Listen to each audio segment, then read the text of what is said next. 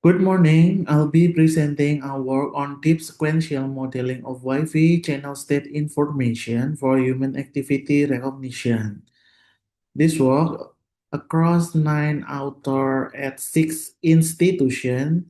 The core question we ask is simple. Can off the shelf Wi-Fi tell us what someone is doing in a room without using a camera or asking them to wear anything?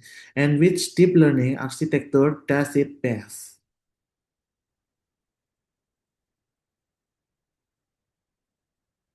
This is the quick roadmap. We'll move through to 4 sections: the problem, our method, the experiment, and the discussion.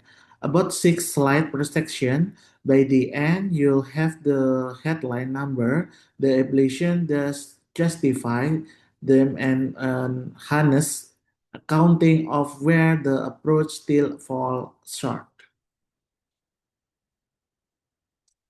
Section 1, we talking about the problem. Here's the premise. Every time a person moves through a room, they perturb the Wi-Fi signal. The wall reflect, the body absorb, doorways diffract, and modern radio can actually measure those perturbations in fine detail. That give us a sensor that require no camera, no microphone, no wearable. It already exists in the room. The signal we work with is channel state information or CSI. Unlike RSSI, which is one number, CSI gives your per subcarrier amplitude and pace across the OFDM spectrum. When the person moves, the multipath structure changes, and the change show up across hundreds of subcarrier as a high-dimensional time series. That is what our model classify. Two specific questions drive the work. First, given fixed preprocessing, which sequence model best capture CSI's temporal structure? Second, what is the actual contribution of convolutional front end over the subcarrier axis?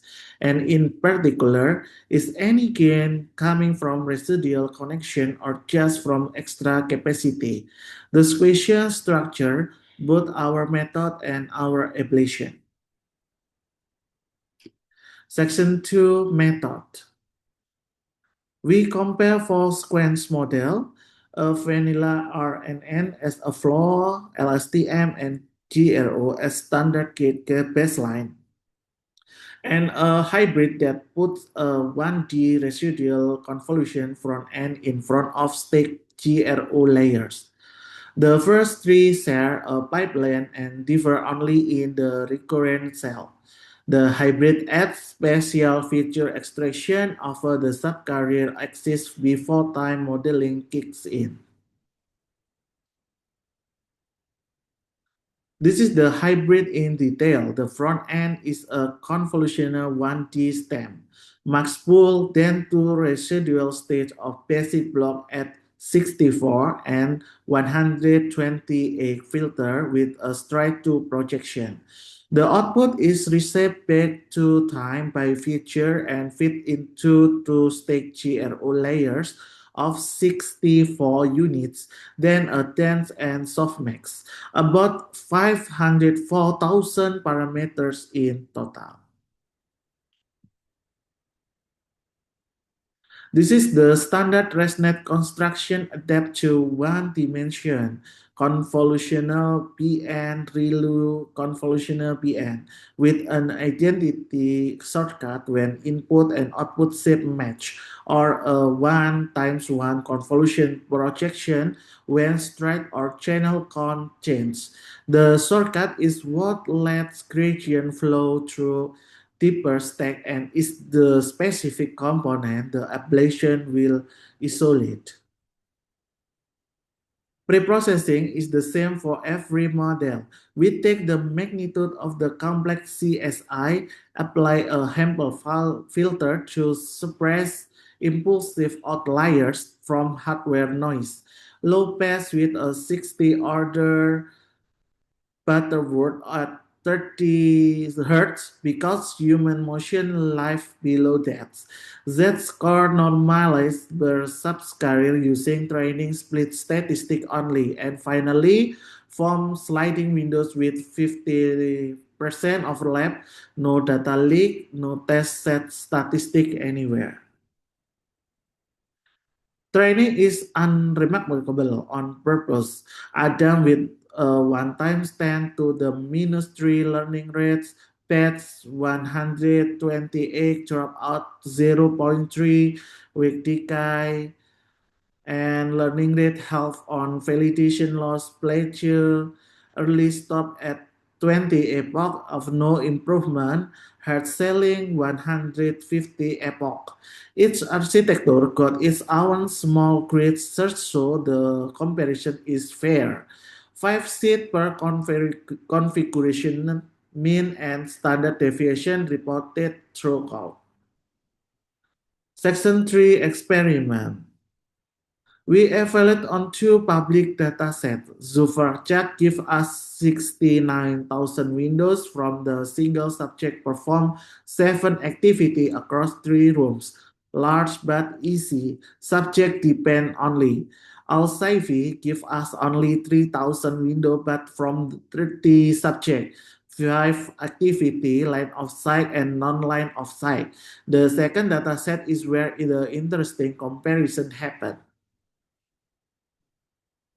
To evaluation protocol, subject depend use a stratified 70 15 split.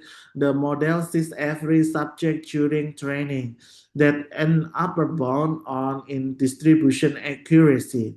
Leave one subject out, hold out one entire subject as the test sets, trains on the rest and repeats. That's the cross-user generalization test, and it's the more honest number to compare against deployment reality.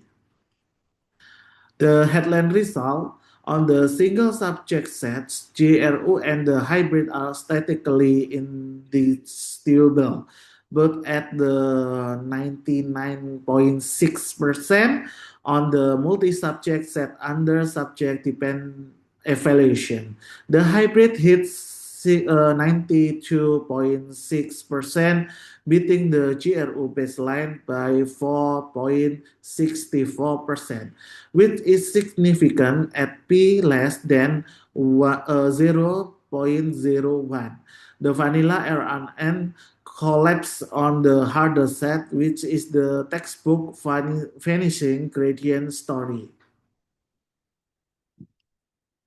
To make sure we are not just buying perform with more parameter, we run for ablation. A capacity match with the GRU give only 1.2% improvement, so capacity alone is not the story.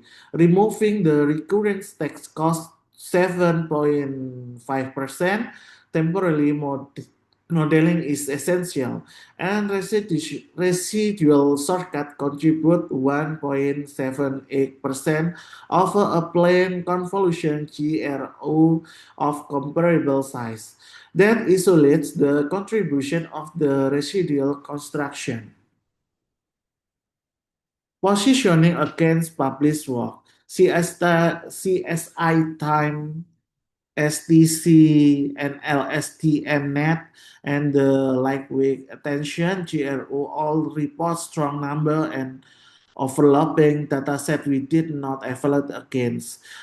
Ariel, Stan Wi-Fi, and Sign V. Our claim is narrow, competitive on Zuvrachat and Al-Saifi, specifically with reproducible variants. The field will benefit enormously from a sharp benchmarking with log split.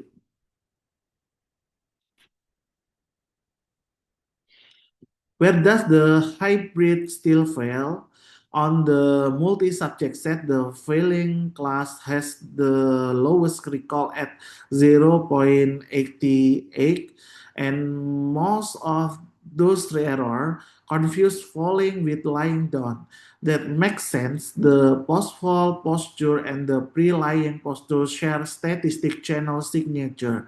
Brief postural transition or the second failure mode and subject independent leave one out drop everything by 10 to 15%, which is the open problem for deployment.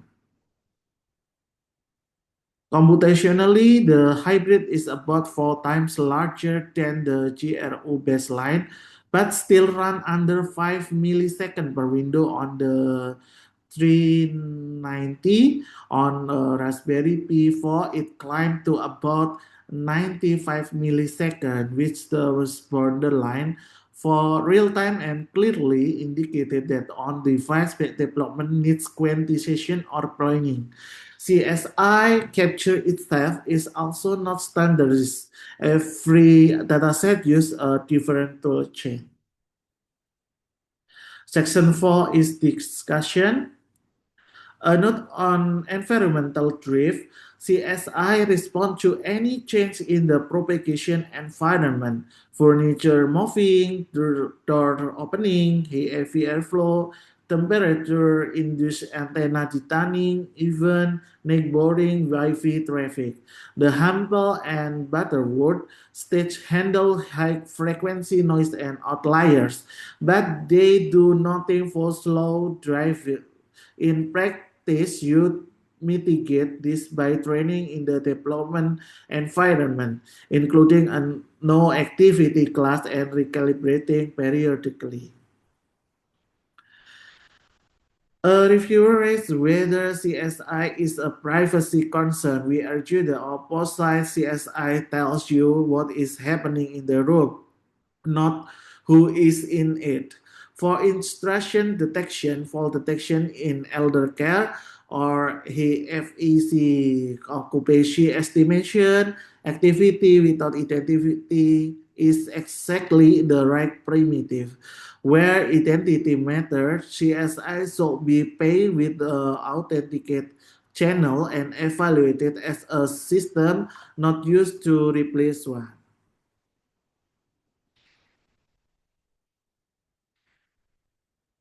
Tree harness limit trees direction forward. CSI is sensitive to environmental drift, so we need domain adaptation. The subject independent gap mean cross user generalization is the open problem, and the hybrid is too heavy for ESP32 class deployment without compression. We see all three as the natural next step. Thank you. We are happy to take question and we welcome collaboration on the open problem, particularly domain adaptation and on-device deployment. Contact and code link are on screen.